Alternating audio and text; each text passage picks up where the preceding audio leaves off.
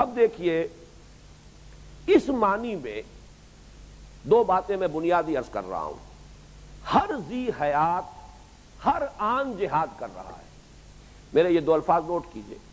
ہر ذی حیات living organism جو بھی ہے ہر آن جہاد میں ہے. یہ جہاد کون سا ہے؟ یہ جسے علامہ اقبال نے جہاد زندگانی کہا ہے.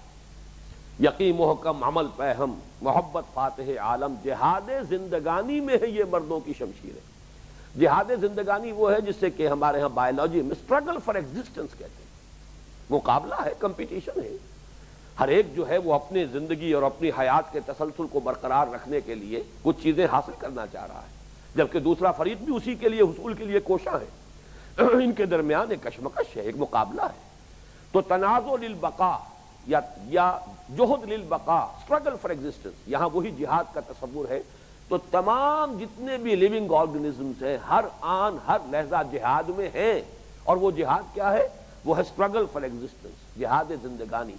بلکہ حفیظ جالندری نے بھی اس کو بہت خوبصورت شاہنامے میں ایک جگہ پر منظوم کیا ہے اس لفظ کو. مجھے مسجد سے مکتب کی طرف تقدیر نے کھینچا، تنازع للبقاء کی آہنی زنجیر نے کھینچا. انہوں نے یہ بیان کیا ہے کہ میری تعلیم کا آغاز مسجد سے ہوا تھا اور خواہش یہ تھی کہ دینی تعلیم حاصل کروں. لیکن پھر جو اس وقت کا خاص ماحول تھا کہ جو بھی معاش کا سلسلہ تھا وہ تو دینی تعلیم میں تو کوئی زیادہ اس کے روشن امکانات نہیں تھے. تو معاشی جو بھی مستقبل تھا اس کے اعتبار سے والدین نے مجھے وہاں سے ہٹایا اٹھایا اور اسکول میں داخل کر دیا. مجھے مسجد سے مکتب کی طرف تقدیر نے کھینچا، تنازع للبقاء کی آہنی زنجیر نے کھینچا. یہ اسٹرگل فار ایگزسٹنس، یہ معاش کی جو جد و جہد ہے اس کے لیے جو مقابلہ اور جہاد اور مجاہدہ ہو رہا ہے، یہ اس کا تقاضا تھا کہ میں مسجد سے مجھے اٹھا لیا گیا اور کسی اسکول میں داخل کر دیا گیا. نمبر دو، میں نے یہ پہلی بات کہی ہے ہر ذی حیات، چاہے وہ آرگنزم جو ہے نہایت لوور فارم آف اینیملز اور چاہے وہ highest form of animal life جو ہے انسان، اس میں یہ تنازع للبقاء، اسٹرگل فار ایگزسٹنس، یہ کنٹینیوس جاری ہے. دوسرے یہ کہ ہر باشعور انسان میں بھی کسی نہ کسی مقصد کے لیے جہاد جاری ہوتا ہے. یہ بھی ذرا اصل میں موضوع تو یہ ہے ہمارے اگلے درس کا. سورہ حج کے آخری رکوع میں پہلی بحث یہی آئے گی.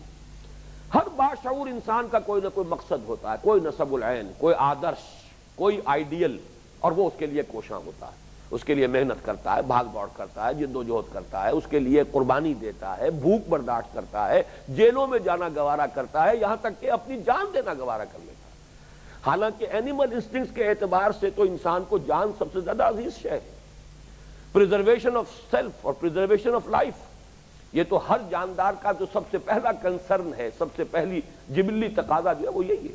لیکن آپ دیکھتے ہیں کمیونسٹ ہے، اپنا ایک اس کا تصور ہے، ایک تصور کے حسن مبہم پر ساری ہستی لٹائی جاتی ہے. انسان ان تصورات کے لیے، ان آئیڈیاز کے لیے، ان مقاصد کے لیے، ان آدرشوں کے لیے، اس نصب العین کے لیے جانے دے دیتا ہے، جان دیتا ہے.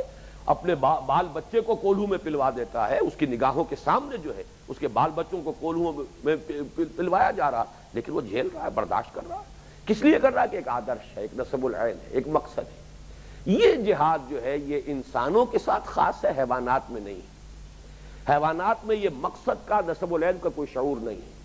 یہ ایکسکلوسیو ہے ہیومن بینز کے لیے کہ کوئی نہ کوئی آدرش، کوئی نصب العین، کوئی اپنی زندگی کا نصب العین، کوئی آئیڈیل معین کر کے انسان اس کے لیے قربانی کرتا ہے، محنت کرتا ہے، جد و جہد کرتا ہے، تکلیفیں جھیلتا ہے، مصائب برداشت کرتا ہے. اب اس میں لازماً دو چیزیں شامل ہو جاتی ہیں. اس مقصد کا تعین ہو جائے گا جس کو قرآن نے کہا فی سبیل. یہ جہاد جب ہوگا کسی مقصد کے لیے تو لازماً وہ مقصد معین ہوگا. اہل ایمان اللہ کے لیے اللہ کی راہ میں جہاد کرتے ہیں، اور وہاں کافر بھی موجود تھے، جنگ وہ بھی کر رہے تھے، صبر انہوں نے بھی کیا تھا، جانیں انہوں نے بھی دی ہیں، وہ بھی جہاد کر رہے تھے، وہ بھی مجاہد تھے. وہ جہاد کر رہے تھے شرک کے لیے، طاغوت کے لیے، باطل کے لیے، فی سبیل الطاغوت. اور اہل ایمان جہاد کر رہے تھے فی سبیل اللہ، فی سبیل الحق، حق کے لیے، اللہ کے لیے جہاد، اور ان کا باطل کے لیے، اپنے معبودان باطلہ کے لیے، اپنے غلط نصب العین کے لیے، ان کا بھی جہاد ہے. تو گویا کہ جہاد دو طرفہ ہے. اسی معنی میں قرآن مجید میں مشرک والدین کے لیے لفظ آیا دو جگہ پر، سورہ عنکبوت میں بھی اور سورہ لقمان میں بھی۔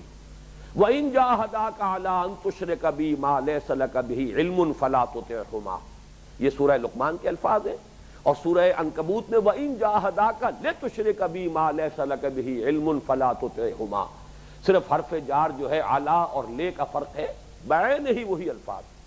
اگر تمہارے مشرک والدین تم سے جھگڑا کریں، تم پر دباؤ ڈالیں، تمہیں پریشرائز کریں، تم سے جہاد کریں کہ تم میرے ساتھ شرک کرو، تو ان کا کہنا مت مانو۔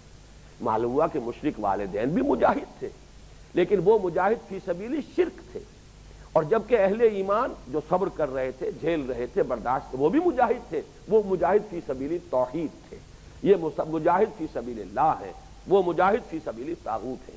تو معلوم ہوا کہ جب کسی مقصد کے لیے جہاد ہوگا تو اس میں فی سبیل کا تعین کرنا ہوگا کہ وہ مقصد کون سا ہے، اس کے لیے جو اصطلاح قرآن کی ہے وہ فی سبیل ہے۔